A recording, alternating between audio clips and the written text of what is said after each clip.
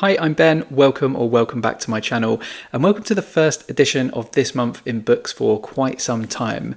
If you haven't seen one of these before, this is my attempt to wrap up in a neat little package all the things going on in the book world that I think you should know about, covering book news, prize news, new releases, and more. Let's dive right in though, because there is a lot of news to cover thanks to me being away for so long. We'll start off with some absolutely huge news, so brace yourselves. Goodreads has changed its logo. Gone is the simple sans serif font in 2 weights. Now we are cooking with pure sophistication because we've got serifs, and we've got this custom G, which is also the logo mark and the app icon. I am being a little bit sarcastic, and don't get me wrong, I do think it looks quite nice, but they have made such a song and dance about it. I was half expecting that the app would also have been overhauled, but it just looks exactly the same. The only difference that I've noticed is that you can now see your friends' reading challenges again, which was a feature they used to have, which they took away when they redesigned the challenges page to look less good. What I find slightly more annoying is the fact that the mobile website of Goodreads, so if you look at it in your browser on your phone, is so much nicer than the app from a UI perspective, and has been for a really long time. And they could literally just render that website inside the app for an instant upgrade. I know people have strong opinions on Goodreads, especially because of its Amazon ownership, and they think everyone should move over to the story graph. Right now, I am still using both apps, and I think each of them have their strengths. Like the stats and the challenges on the story graph win hands down. But on Goodreads, it is still easier to rate and review books, which is pretty core to the experience.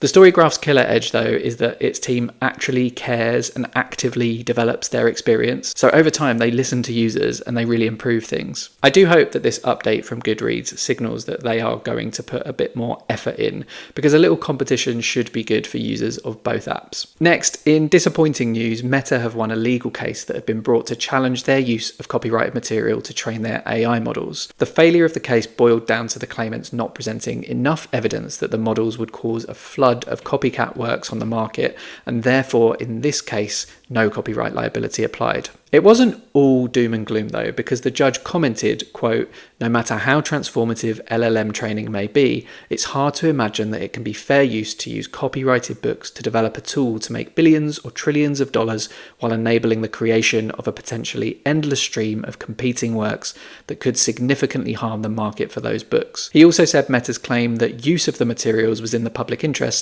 was complete nonsense.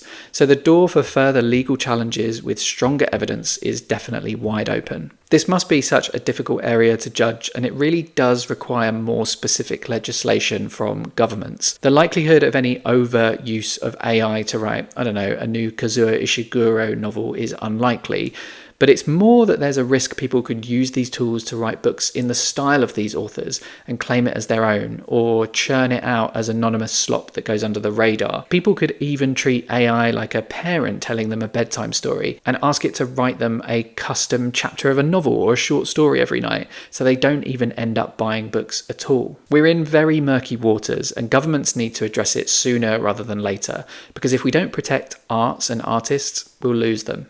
Okay, next up, what we have is, in my opinion, a bit of a non-story. So as you may know, because I might have mentioned it once or twice on the channel, the Booker longlist was announced last week. One of the nominees was Claire Adam for her book Love Forms. I finished it a couple of days ago and I thought it was really great. But there's been a little bit of dust kicked up about the fact that Adam's first novel, Golden Child, was published in the US by Sarah Jessica Parker's imprint and optioned for a TV adaptation by her production company. This has been reported online as a potential conflict of interest because SJP is a judge this year, and then it's been further misreported that it was her nominated book that was the one that was optioned for an adaptation. But look, I really don't think this is a big deal.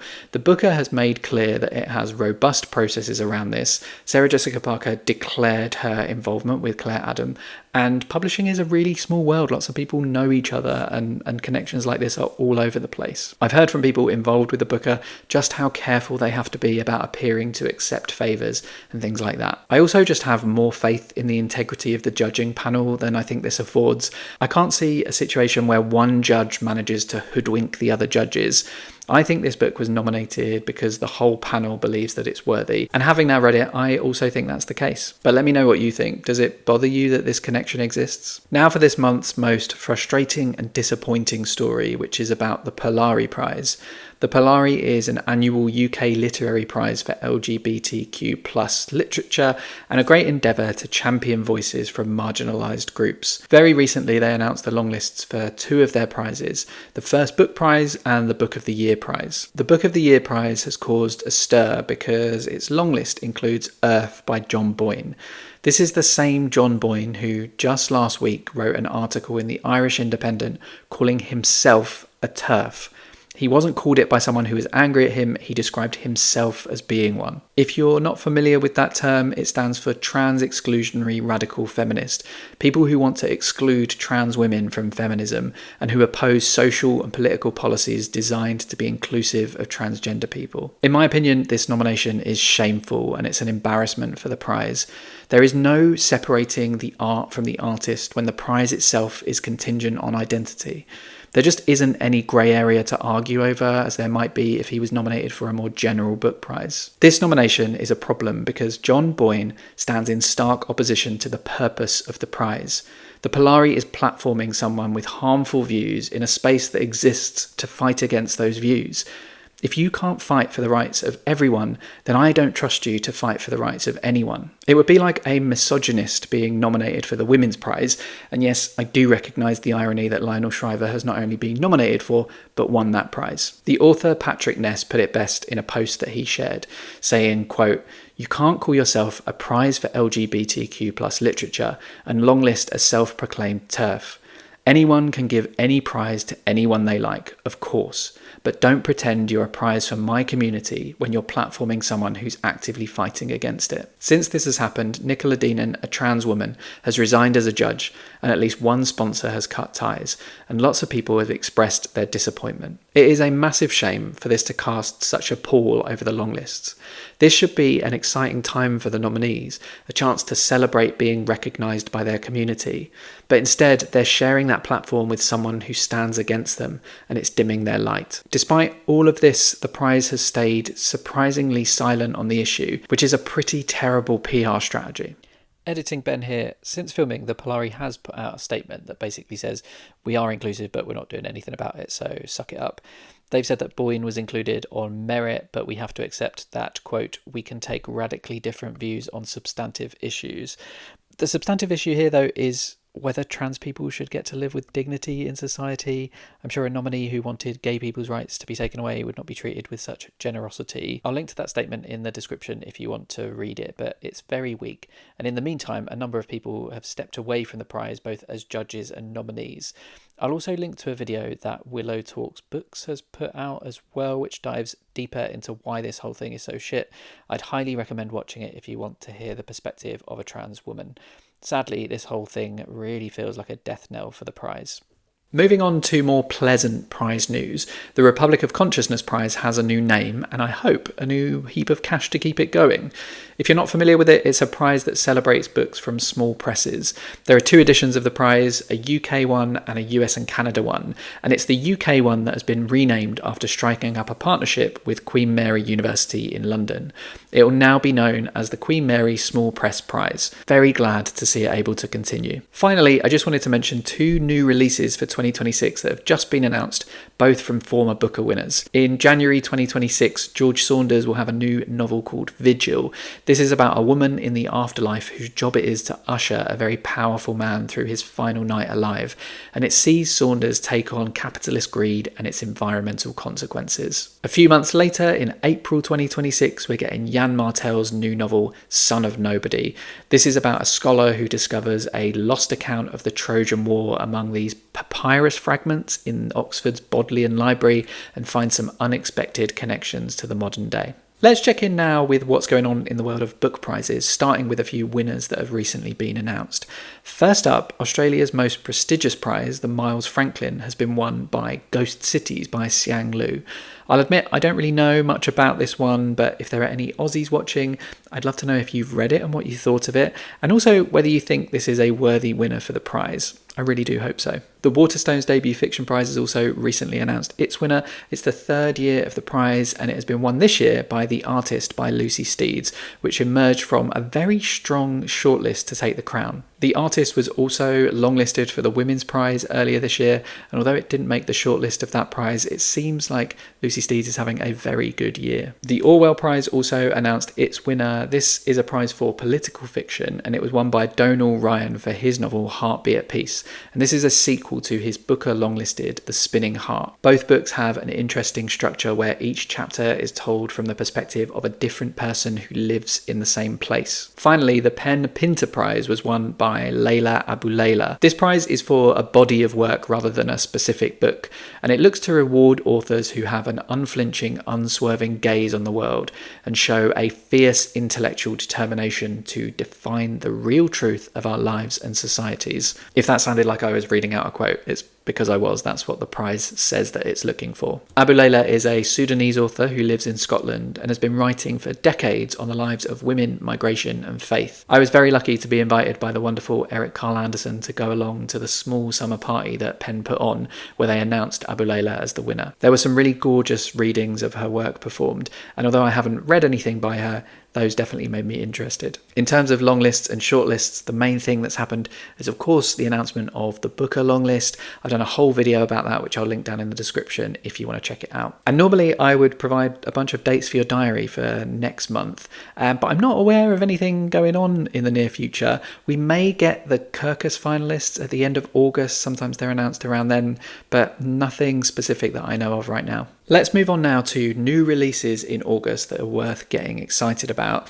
These are all based on the UK release date, and I'll run through them in chronological order, starting with a book that actually came out on the 31st of July, but I'm going to talk about it anyway because I think that date must have been brought forward because I was sent a review copy which says it comes out in August, so I'm not sure what happened there. But this is Bloody Awful in Different Ways by Andrev Walden, translated from Swedish by Ian Giles.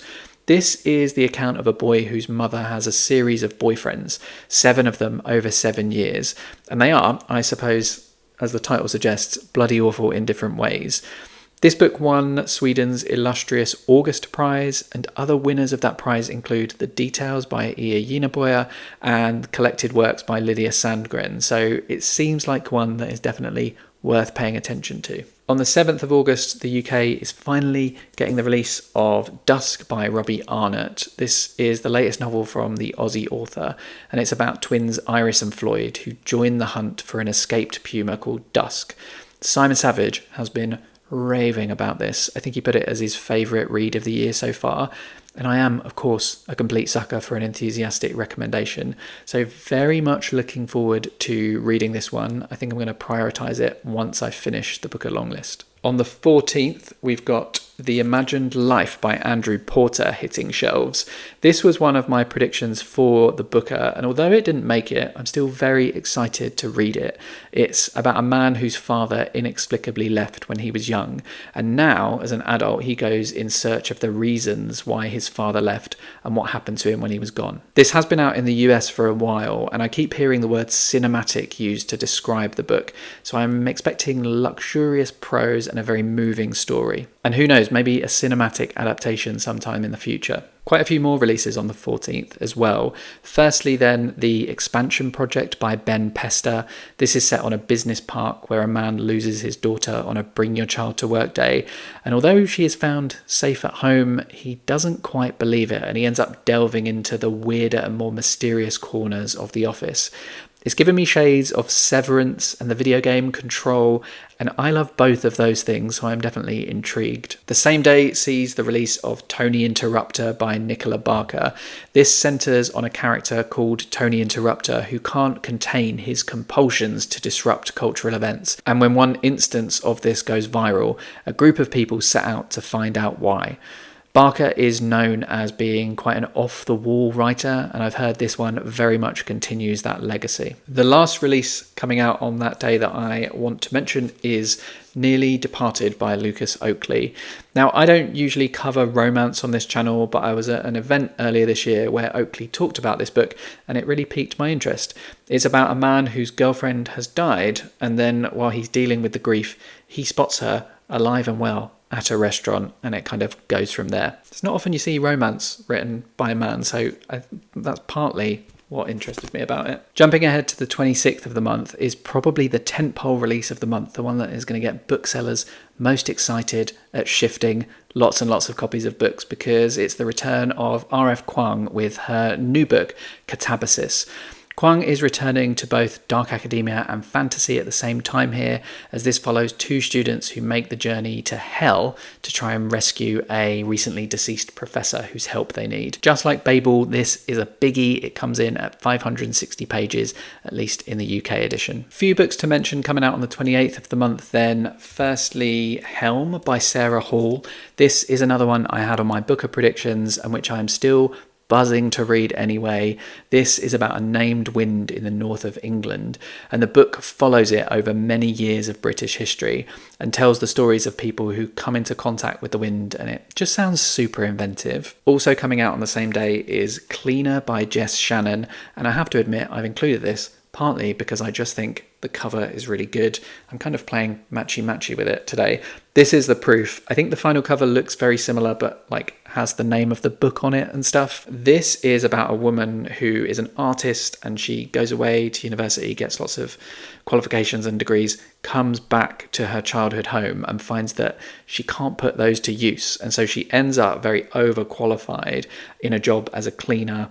And while she's working as a cleaner, she meets this woman and starts having like a lusty affair with her, and then that woman disappears, and it's supposed to be about art and identity. It sounds quite like twisty and fun and weird, and yeah, it might be worth checking out because this is from a smaller press. It's from Bedford Square, and it's always good to make an effort to show a bit of love to small presses. The final release I'll mention is also out on the 28th of August, and this is Good and Evil and Other Stories by Samanta Schweblin, translated from Spanish by Megan McDowell.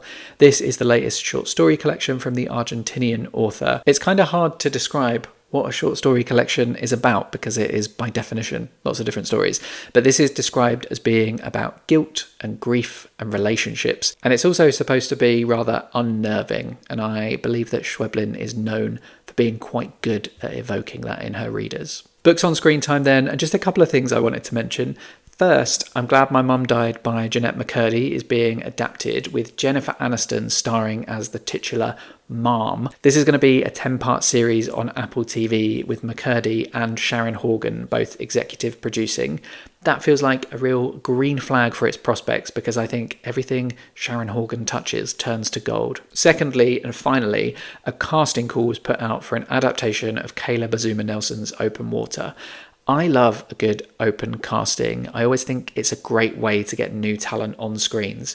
It's going to be an 8-part series for the BBC, and Caleb Azuma Nelson himself will be the lead writer and director, which is pretty cool. Although it may mean we're waiting a while for another book from him. As usual, we'll finish on a quick feel-good story. So the Nero Book Awards recently marked a comeback, or rather like a replacement for the Costas.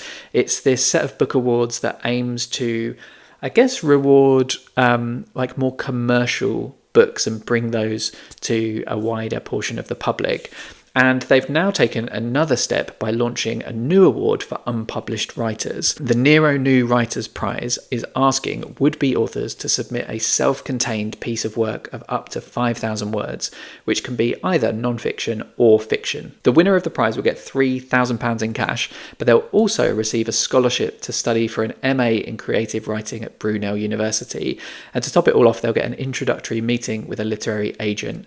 I love this support for helping people break through, and if you are watching this and it's something that you'd be interested in, then I'll include a link down in the description so you can submit your own piece of work to the prize. Thanks for joining me for another edition of This Month in Books. Hopefully you enjoyed it. I'd love to hear from you down in the comments what you think about any of the news that we covered this month, or any of the new releases that you're really excited about. I obviously didn't include every single book being released, so if I missed any and you think everyone needs to know, now is your opportunity to comment. If you enjoyed this video, please do hit like, and if you are not subscribed and you'd like to see more from me, then maybe you will also consider subscribing. But until next time, toodles.